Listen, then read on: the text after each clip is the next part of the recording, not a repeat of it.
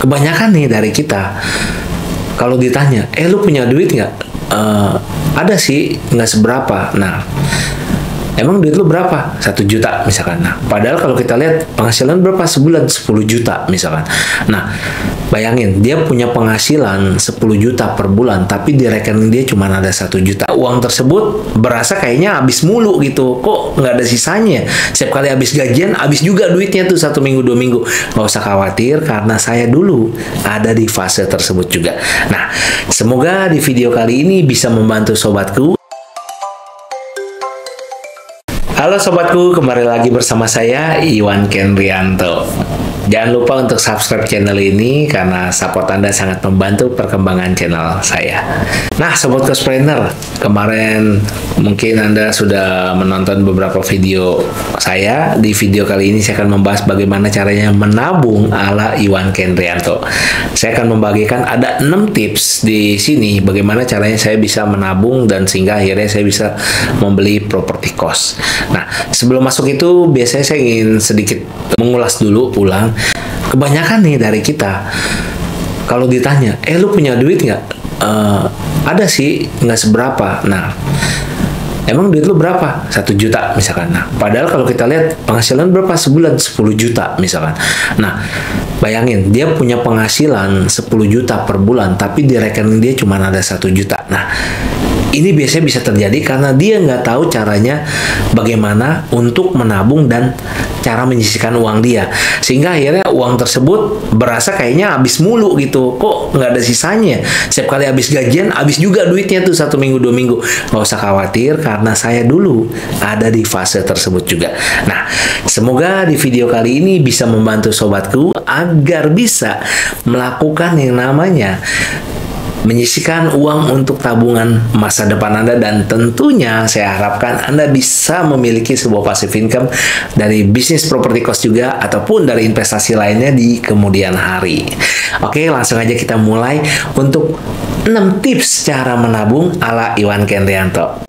Tips yang pertama adalah Anda harus membiasakan untuk membayar diri Anda terlebih dahulu, baru membayar orang lain. Nah, maksudnya gimana nih? Seringkali nih kita kejadian kayak gini. Kenapa sih kita nggak pernah punya duit dan nggak pernah bertambah rekeningnya? Karena kita sibuk buat bayar orang lain dulu. Misalkan Anda punya cicilan ya, Anda bayar cicilan, bla bla bla segala macam. Terus akhirnya, aduh ada temen nih kontak, halo bro, apa kabar bro? Lu lagi ada dana nggak? Akhirnya dia bilang pinjam 100, Anda kasih 100. Anda kasih 100 si A, si B, si C, akhirnya 500.000 Anda udah keluar di situ. Nah, ini sebaiknya jangan deh. Jangan dulu. Kenapa? Karena menurut saya lebih baik Anda mulai ganti polanya. Jadi Anda sisihin dulu nih. Kenapa sih? Karena banyak banget ya, nanti saya akan bahas di tips berikutnya. Banyak banget dari kita tuh seringkali nggak punya uang. Karena kita udah sibuk dulu nih ngebelanjain uang itu dan bagi-bagi ke orang lain. Akhirnya uangnya udah habis. Ya kalau udah habis ya gimana mau nyisihin buat nabung ya. Karena kita selalu pakai mindset, ya udah deh nanti kalau ada sisanya baru gua tabung. Akhirnya nggak pernah ada sisanya. Nah itu tips yang pertama adalah bayar diri Anda terlebih dahulu, baru bayar orang lain ya. Tips yang kedua adalah jadikan tabungan itu sebagai biaya rutin bulanan Anda. Maksudnya gini, jadi kalau di video sebelumnya Anda mungkin sudah menonton tentang 5 keranjang keuangan, Anda akan jauh lebih paham. Jadi di sini saya tidak akan membahas terlalu dalam karena nanti Anda bisa tonton ya tentang 5 keranjang keuangan, ada linknya di deskripsi atau mungkin Anda bisa cari di video YouTube saya sebelumnya. Nah, tapi di sini saya ingin memberikan gambaran adalah gini, misalkan Anda ingin menyisihkan misalkan sebulan 250.000 ya. Jadi bayar diri Anda terlebih dahulu yaitu senilai 250.000. Jadi begitu Anda gajian nih, misalkan Anda gajian 5 juta rupiah. Dari 5 juta rupiah itu Anda langsung keluarin 250.000, Anda langsung masukkan ke keranjang tabungan investasi. Jadi anggap aja itu seperti biaya. Jadi kayak itu udah kayak bayar cicilan lah. Kayak bayar cicilan rutin kendaraan Anda ataupun mungkin ya cicilan gadget Anda. Jadi Anda anggap uang itu udah nggak ada gitu, masuk ke keranjang. Nah, walaupun sebenarnya saldo itu ada di rekening tersebut gitu ya. Nah, tapi Anda jangan otak-atik dan jangan pernah menyentuhnya kecuali Anda memang benar-benar membutuhkannya. Nah, Nanti bisa tonton di video tentang 5 keranjang keuangan biar lebih detail. Jadi jadikan tabungan sebagai biaya rutin Anda, sehingga Anda nggak ada alasan lagi, aduh saya nggak ada duit nih buat nabung. Ada, karena itu jadi biaya rutin Anda. Jadi tiap bulan Anda harus keluarin 250.000 dari penghasilan Anda masuk ke tabungan keranjang investasi tadi. Nah, yang ketiga adalah Anda buat rekening khusus untuk investasi dan tabungan. Nah, ini berkaitan sama nomor 2 tadi ya. Jadi, jangan disentuh nih, jangan digabung juga. Biasanya kita suka gini nih. Kita kan namanya orang masih finansialnya mungkin masih belum terlalu baik, masih mulai bertumbuh dan lain-lain. Pengaturan cash flow juga kita masih belum paham. Cara memanajemen ataupun mengelola keuangan juga mungkin kita masih ribet dan berbelit ya kan. Karena duitnya nggak ada. Kalau ada duitnya semua akan mudah, bener ya.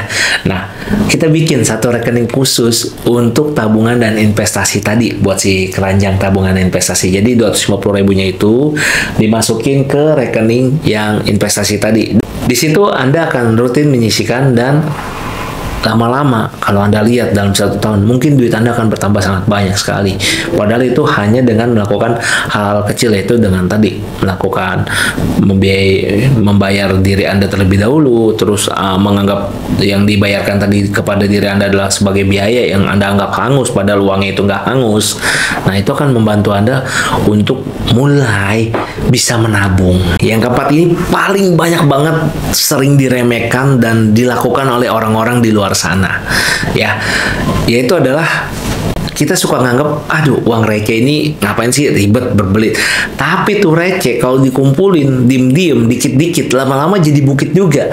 Nah, jadi saya yakin banget nih, Anda pasti juga punya pengalaman seperti saya, dimana kalau terima duit 1.500 udahlah kita langsung kayak nggak tahu kita buang ataupun taruh sembarangan. Nah, mulai sekarang kita bikin yang namanya celengan khusus buat nampung duit receh tadi.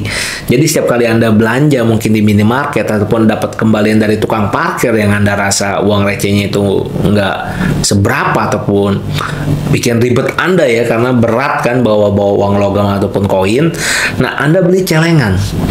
Ya, beli celengan, duit yang tadi recehnya Anda taruh sembarangan, mulai Anda pindahkan masuk ke celengan Anda. Jadi Anda akan kumpulin tuh duit 500 koin, 1000 ya, atau mungkin Anda lihat ada duit 100 koinnya atau 200 koin, Anda masukin aja ke celengan tersebut. Nah, nanti setiap kali sudah penuh, nah, Anda masukin, pindahin ke rekening tadi, khusus yang untuk nabung tadi, ya. Rekening di mana itu masuk dalam kategori keranjang tabungan dan investasi. Jadi setiap kali udah penuh, langsung dibuka celengannya, langsung pindahin ya. Ingat, kalau bisa jangan beli celengan yang modelnya tanah liat ataupun yang kalau mau ngambil uang itu harus dipecahkan. Kalau bisa sih yang pakai gembok aja gitu ya. Jadi setelah penuh, Anda buka, Anda tukarkan uang recehnya, terus sudah dapat duitnya langsung Anda pindahkan ke tabungan keranjang investasi ya. Ini adalah tips yang keempat ya. Jangan remehkan receh, lama-lama dikit-dikit jadi bukit juga ya. Anda harus praktekin ini. Nah, yang kelima, naikkan keranjang investasi Anda ketika penghasilan Anda bertambah. Jadi pengeluarannya jangan ditambah juga nih sama biaya hidup.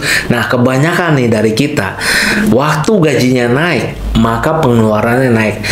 Alhasil dia juga nggak akan pernah punya keuangan nih. Contoh misalkan nih ya, kalau misalkan Anda sekarang mungkin gajinya cuma 3 juta rupiah, Anda bisa nyisihin misalkan cuma 300.000. It's okay, nggak apa-apa. Nah, tapi yang jadi masalah adalah waktu Anda gajinya naik, penghasilannya jadi 5 juta, percaya nggak percaya, Anda tetap nyisihinnya 300.000. Padahal penghasilan Anda naiknya 2 juta. Seharusnya yang benar adalah gaya hidupnya tetap, tabungannya Anda tambahin. Misalkan Anda nggak bisa nabung jadi 2.300.000 karena ada kenaikan 2 juta, itu Anda jangan pakai, gaya hidupnya tetap sama, tapi penghasilannya Anda investasikan ke keranjang investasi dan tabungan Anda jauh lebih besar. Nggak apa-apa. Mungkin dari 300.000 karena Anda naik gajinya 2 juta, Anda perlu ada kebutuhan lifestyle ataupun biaya hidup yang lebih naik ya kan. Karena mungkin healingnya dulu biasanya makannya di resto kecil, sekarang pengen makan di restoran mewah. Nah, it's okay, nggak masalah. Nah, tapi jangan 300.000, tapi harus ditambah juga nih ya. Yaitu mungkin dari 300.000 ini bisa naik jadi 1 juta atau 1.500.000. gitu. Jadi keranjang investasi Anda akan terus bertambah, terus makin besar. Nah, karena banyak di luar sana kejadiannya adalah waktu penghasilan dia bertambah, maka biaya hidup dan gaya hidup dia bertambah juga. Alhasil dia nggak pernah punya duit karena habis lagi gitu ya kan. Harusnya kita stop di situ ya. Itu tips yang kelima. Nah, yang terakhir tips keenam dari saya adalah manfaatkan layanan kartu kredit. Ya, di sini saya nggak membahas apakah Anda sedang menjalankan kegiatan anti riba ataupun karena tuntutan agama ya. Saya tidak memaksa hal tersebut karena itu kembali ke masing-masing. Tapi bagi Anda yang mungkin nggak anti riba dan bisa menggunakan kartu kredit, saran saya gunakan dalam sisi yang positif. Karena saya pribadi juga bisa bertumbuh sampai hari ini, bisa dibilang salah satunya adalah investor saya adalah si kartu kredit. Kenapa? Karena waktu saya baru memulai usaha, waktu online shop beberapa puluh tahun yang lalu ya, sudah cukup lama, saya mau cari modal, itu nggak ada yang mau modalin saya. Mau minjem ke bank, ya ampun, boro-boro ya, bank mau kasih pinjem saya. Kenal saya juga enggak, dibilang nggak ada penghasilan dan lain-lain. Nah, yang bisa jadi investor saya saat itu adalah kartu kredit. Nah, tapi nih, banyak banget orang terjerat di kartu kredit karena dia ngambil sisi negatifnya, bukan sisi positifnya. Nah, di video kali ini saya akan coba sharing ke sobatku biar bisa memahami sebenarnya kartu kredit ini bisa jadi investor yang cukup baik buat kita kalau kita bisa ngambil sisi positifnya.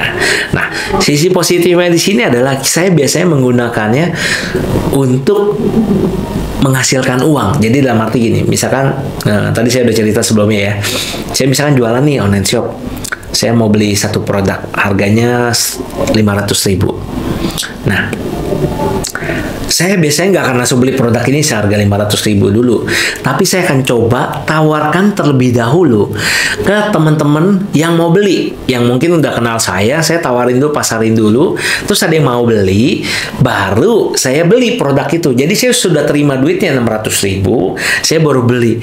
Atau bisa jadi sistem PO. Jadi dalam arti gini, mungkin yang pesan ada 10 orang, biayanya 5 juta. Tapi dari 10 orang ini, karena kita kena minimum order supaya bisa dapat harga yang terbaik, baru ada yang beli misalkan 6 orang. 4 orangnya belum ada. Nah, supaya bisa menutupi kekurangan dari 4 orang ini, supaya bisa MOQ-nya jalan, adalah kita harus bayar 10 orang tadi ya. Nah, kekurangannya tadi itu kita bisa pakai kartu kredit. Nah, ini yang tadi saya bilang, kartu kredit dalam sisi positif. Nah, tapi ini sobatku, jangan sampai waktu Anda sudah dapat pembayaran untuk 4 orderan berikutnya, Anda lupa bayar kartu kreditnya. Nah, inilah yang kenapa menjadi kartu kredit itu kok mengerikan ya, bunganya besar. Kenapa? Karena Anda nggak bayar gitu loh pinjamannya. Nah, tapi kalau Anda mengerti cara bermain kartu kredit yang baik, maka Anda akan sangat seneng banget sama kartu kredit, karena saya ngalamin. Jadi di kartu kredit itu bisa dibilang kita kayak bisa minjem tanpa bunga, tanpa ibaratnya tanpa sanksi dan denda gitu loh. Kalau kita bayar tepat waktu.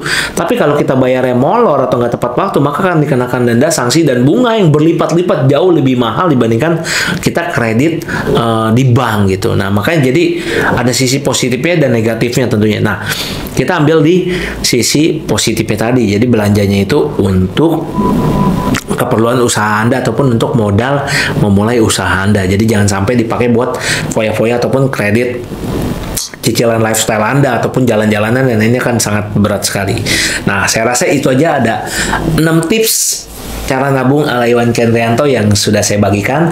Jangan lupa untuk dipraktekkan dan hasilnya bisa dikirimkan di kolom komentar ya.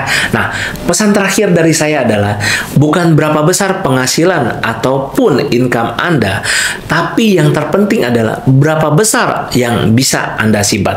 Karena percuma kalau Anda income-nya besar, tapi Anda nggak pernah bisa menyisihkan dan menyimpan uang Anda untuk investasi berikutnya.